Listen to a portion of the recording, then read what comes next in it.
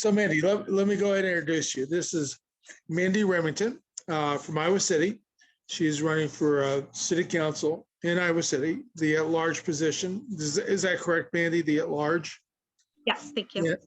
Yeah. And Mandi is the director for the Community Action Network, or the Corridor Community Action Network. And she has some key support from our members in the community, including Eleanor Levine and also some of the other folks who we've endorsed. I think V endorsed you too, and Yep. who we endorsed for county supervisor last year, and I was in Johnson County. So what we're gonna do is we're gonna give you 5 minutes, talk about yourself and your campaign. Then Patrick will ask you about 8 or 9 minutes of questions. That'll probably be 2 or 3 questions. And with that, I'll just shut up and give the floor to you, Mandi. Thank you very much. Sorry for the problems with getting in here. No, thank you. So yes, I've lived in Iowa City for my entire adult life and then some since I was 17, so about 23 years. And I have been through just about everything that a person could go through in my time living here. I'm an only parent. I'm a domestic violence survivor. I've been a University of Iowa employee for 17 years and we're the largest employer in our city. I have run an in-home childcare out of my home. And so I've had those experiences.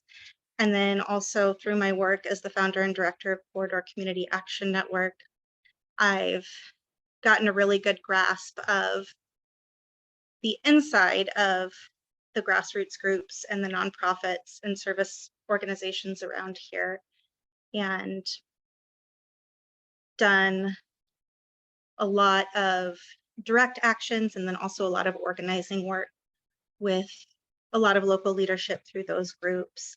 And I'm in a place where I am both very appreciative and amazed at what I've seen that people can do when we come together, especially just in this community of people that we have here, but also frustrated by the limitations of working entirely outside of the local government structure. And I'm just at a point where I am ready to make that move into doing this work from that perspective as well. And I'm really interested in using policy to do that.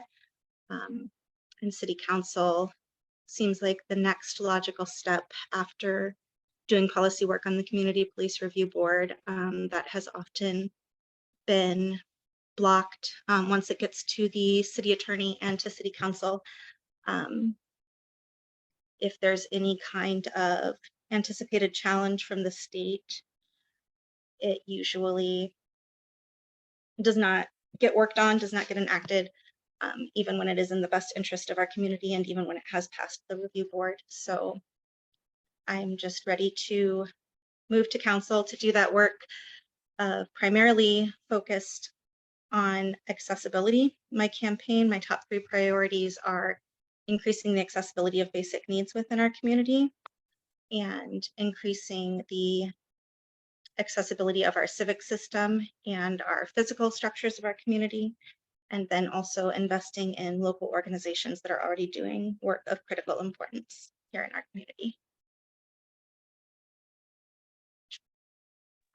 Well, Mandi, thank you very much. We're going to let Patrick have the floor now. And again, Patrick will ask 2 or 3 questions, whatever time permits, and maybe give you a minute or so to close it up at the end. And again, if we have time available. So Patrick, the floor is yours.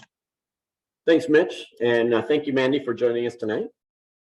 And also thank you for responding to the questionnaire that we sent you. So we met as a committee. We have a few clarifying questions for you on some of your answers. So let's start with question 5. So that question asked, what could be done to strengthen relationships between local governments and public schools?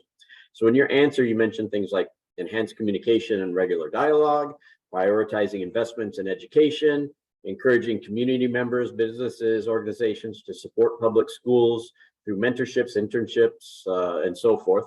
So while all of these are worthy considerations, can you please now give us some examples of concrete solutions that you feel would improve the relationship between local government and public schools, and how you would believe they would improve that relationship?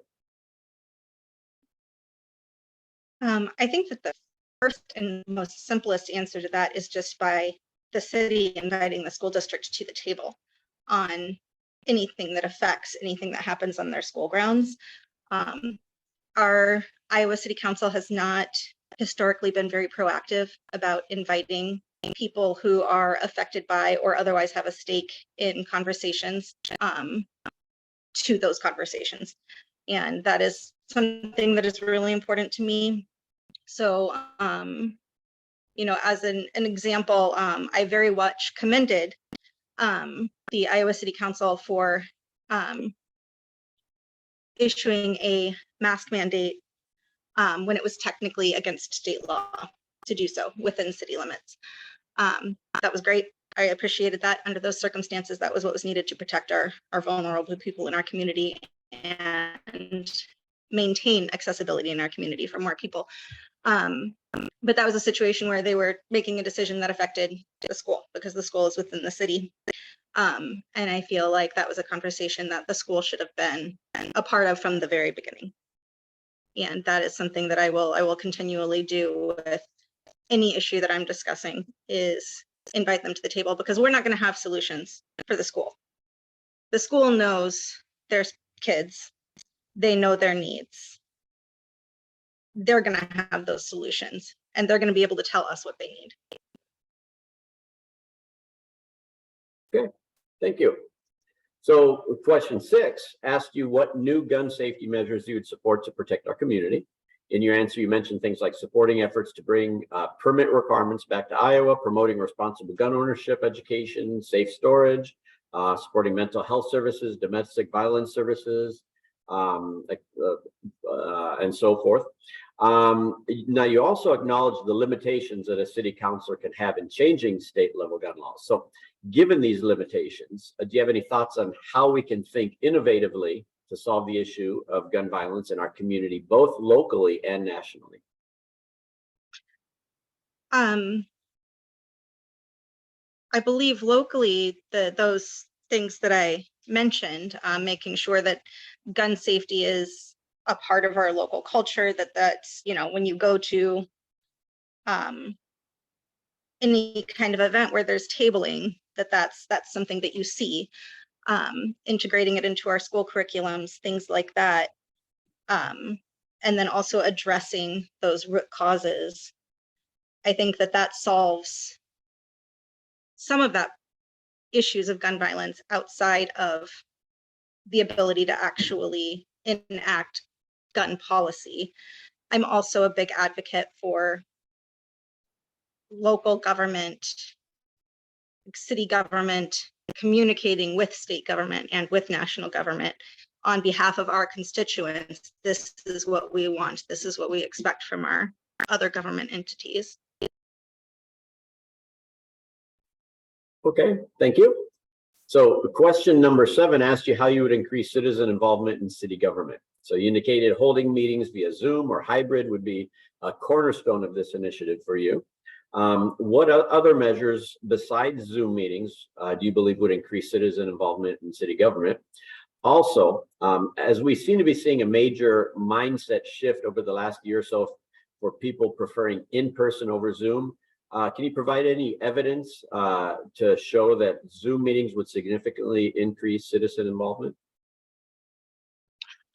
For me, the Zoom meetings come down to accessibility. There are people who do not have the option of being involved in our city government without remote accessibility. People who have caregiving duties, people who have transportation barriers, particularly in a city that is not walkable and does not have a good transit system. I feel like I don't have any, hard data, but I feel like it just is natural that, first off, everybody deserves the ability to participate in local government, whether they choose to or not. So in my mind, that's important, whether or not it does increase actual participation. Increasing the ability and making sure that everybody who wants to participate can is important in and of itself. And then I think that by increasing, making sure that everybody has the ability to, that will naturally increase the number of people who do. I also think back to that caregiving. We should be providing childcare for civic meetings. I think that when there's a city council meeting, when there is a planning and zoning meeting, we should be providing childcare for that.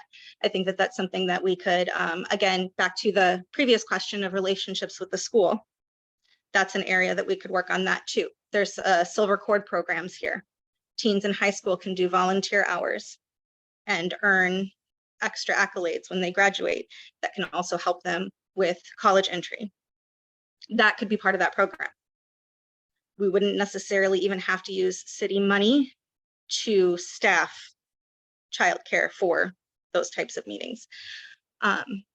Just essentially anything that is going to remove a barrier, and then also increasing awareness of what's happening within the city. Like when the Community Police Review Board hybrid meeting started, which was an initiative that I led, the city did not do a press release. They did not make any kind of big announcement that, hey, you can now attend virtually. So they have a lot of room to improve just communication and outreach and engagement in those ways, I believe, as well as having more listening posts, things like that, and making sure that they're doing those in an equitable fashion in areas that they're reaching everybody. Okay, thank you. So can you tell us a little bit now about your campaign and how you will go about winning this election? Yes, absolutely. So I already have van, I already have minivan, I've already been door knocking, I already have phone bankers, I'm already doing call time. My campaign chair is the data director of the Missouri Democrats, and is training my campaign manager, who is a university student, which is also beneficial to me because that is an area that I'm very connected to the healthcare side of the university, and then to university-wide boards like the Security Board and the Council for the Status of Women. But I personally did not have a strong connection with the student body, which is something that the campaign manager brings to me. But we're running micro-targeted Facebook ads. I have Progress Iowa's press release list. I attend Progress Iowa's messaging every Friday afternoon, so that I'm ensuring that when I'm speaking in interviews or sending out, I'm using messaging in the language that has been shown to work in our state, because they do very extensive messaging research. I am at farmers market every single week. I'm at community assembly every other week, which is how often it is. We work with the Corridor Community Action Network, and just for being an involved parent in Iowa City. Mandy, Patrick, we have 1 minute remaining.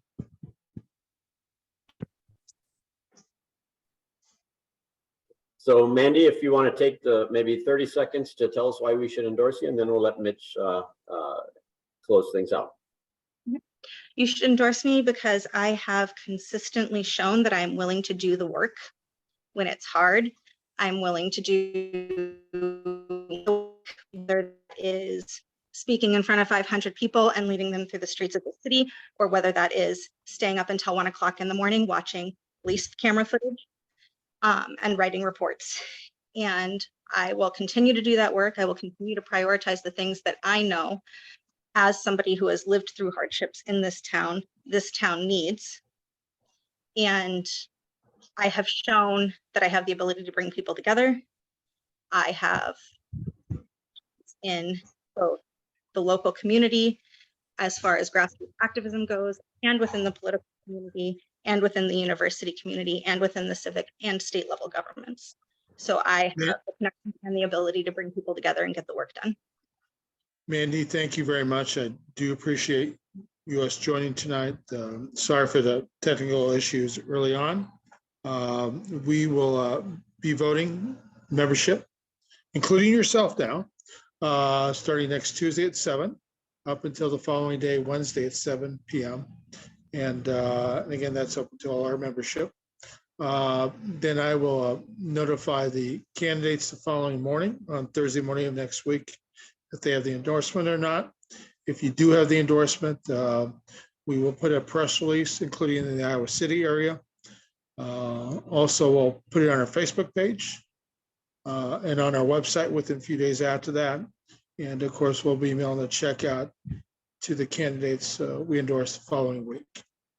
And again, Mandi, thank you very much for your time. And Patrick, thank you very much for your time tonight. Thank Thank you you, ma'am. both. Have a wonderful night.